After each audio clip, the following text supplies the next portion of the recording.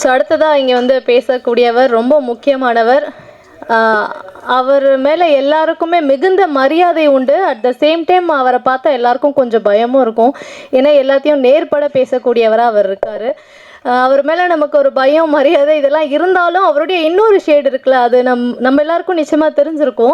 ஏன்னா சார் வந்து ஒரு படத்தை ப்ரொடியூஸ் பண்ணுறதாலையோ டிஸ்ட்ரிபியூட் பண்ணுறதாலையோ தான் வெளியில் தெரியணும் அப்படின்றத தாண்டி அந்த படமும் படத்தில் நடித்த கலைஞர்களும் வெளியில் தெரியணும் அப்படின்ற நோக்கத்தோடு தான் சார் வந்து ஒரு டிஸ்ட்ரிபியூட்டராகவும் தயாரிப்பாளராகவும் வலம் வந்திருக்காரு.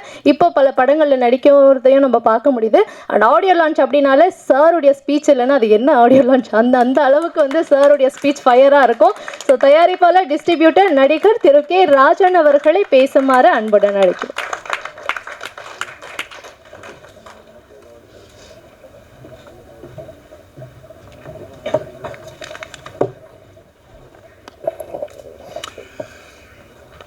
இது ஒரு ஆடியோ லான்ச் மாதிரி எனக்கு தெரியல. ஒரு கல்லூரியில் பாடம் எடுக்கிற மாதிரி இருந்தது. நாங்கள் நிறைய இசை வெளியீட்டு விழாவில் தொடர்ந்து பேரரசு, நான், தம்பி நேரம் கழிச்செல்லாம் வந்துடுவார் ரோபோ. எல்லா ஆர்டிஸ்டும் அப்படி இருக்க மாட்டாங்க. என்னை கஷ்டப்பட்டு வளர்ந்தவன். ப்ரொடியூசர் நல்லா இருந்தால் எல்லோரும் நல்லா இருக்கலாம் என்ற எண்ணத்தில் வாழ்த்த வர்றாள். நம்ம ப்ரொடியூசர் அம்மா தைரியமாக இந்த படத்தை எடுத்த துணிஞ்ச இருக்குல்ல, பெரிய விஷயம். உங்களை துணிய வைத்த, படம் எடுக்க வைத்த தாடிக்காரருக்கு நன்றி. ப்ரொஃபஸர்ன்றாங்க, அவர் ஒரு குத்தாட்டம் ஆடியிருக்காரு. ப்ரொஃபஸர் ஒரு ஆட்டம் போட்டிருக்காரு. மதுரைக்காரன்லாம் அப்படி தான். டைரக்டர் ஒரு ப்ரொஃபஸர். அவர் பாடம் நடத்துறதுலேருந்தே பார்த்துட்டோம். அற்புதமாக யாரையுமே விடலை, எல்லாரையும் வாழ்த்தினார், எல்லாருக்கும் நன்றி சொன்னார். இந்த படம் நிச்சயம் வெற்றி பெறும். ஏன்னா ஒரு விஜய் நடிகராக இருந்து தலைவராக போயிட்டார், ஒரு விஜய் நடிகராக வந்திருக்கார். தம்பிக்கு எல்லா பொருத்தமும் இருக்குது. அந்த விஜயம் ஆரம்பத்தில் இதை விட இவ்வளோ நல்லா கூட இல்லை. நாளைய தீர்ப்பிருப்பார், சுமாராக தான் இருப்பார். ஏன்னா அப்புறம் ஒரு இந்த தம்பிக்கு இன்னொரு 4 படம் வந்து வச்சுங்க, அப்படியே உருவமே மாறிடும். இது இயற்கை, சினிமாவில் இயற்கை. பாட்டு, ஒரு பாட்டு கேட்டோம், ரொம்ப நல்லா இருந்த குத்தாட்டம், ரொம்ப நல்லா பண்ணியிருந்தாங்க. அப்புறம் இது இளைஞர்களின் கூட்டம்.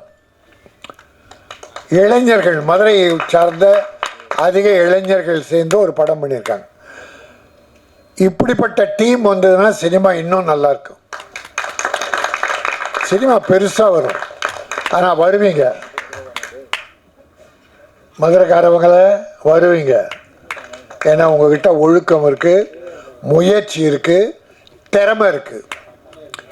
அந்த திறமையை நாம் அந்த ஷார்ட் ஃபிலிம் மாதிரி நமக்கு காட்டின ஒட்டுமொத்த படத்தை பார்க்கும்போது அதனுடைய முழு உருவம் தெரிந்தது. நான் அது எல்லாம் வழக்கமான குத்து வெட்டு படம் தான் பார்த்தோம். அப்படி தான் கத்தியை காட்டினாங்க, மீனை வெட்டினாங்க, ஆளை வெட்டினாங்க. ஆனால் டைரக்டர் சொல்லும்போது படி, கல்வியை கற்றுக்கொள், தவறுகள் காணுகின்ற இடத்துல உன்னுடைய வேலையை காட்டு. அது கத்தி எடுக்கணுமா புத்தி எடுக்கணுமா என்கிற ஒரு அற்புதமான விஷயத்தை மிக அற்புதமாக இதில் சொல்லியிருக்கீங்க. வாழ்த்துக்கள். ஏன்னா ஏதோ ஒரு படம் எடுத்தோம், கொத்தாடணும்.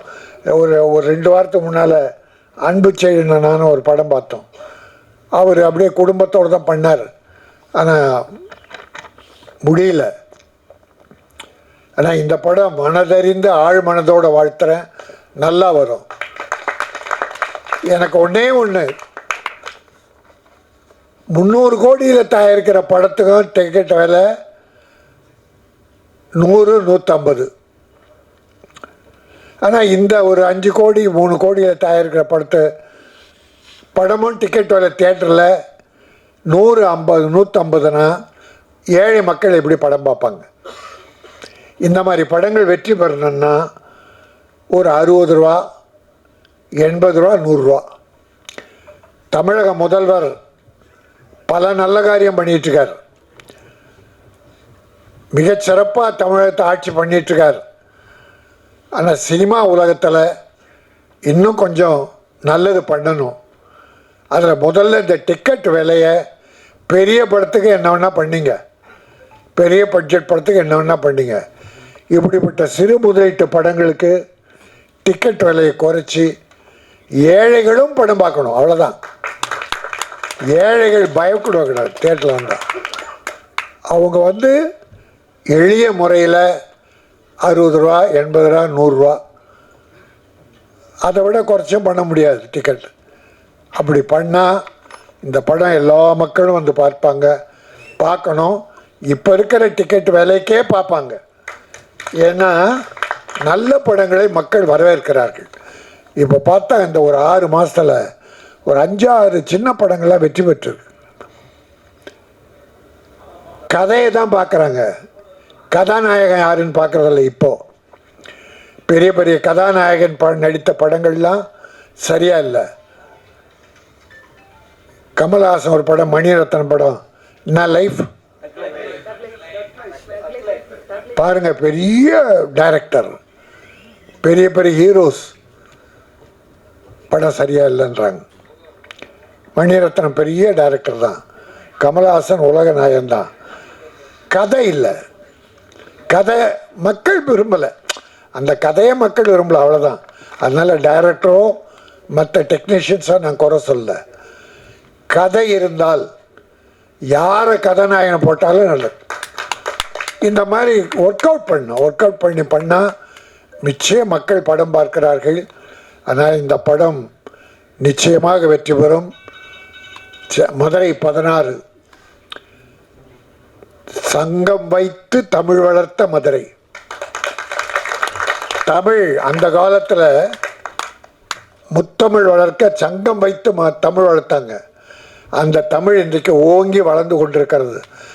அந்த மதுரையில் உருவான இந்த படம் மதுரை 16 முத்தமிழ் போல் எத்திசையிலும் தமிழர்களெல்லாம் வெற்றி கொடி நாட்டும். ப்ரொடியூசர் மறுபடியும் படம் எடுப்பார். இந்த டீம் பெரிய டீமாக தமிழகத்தில் வளரும். வாழ்த்துக்கள். நன்றி, வணக்கம்.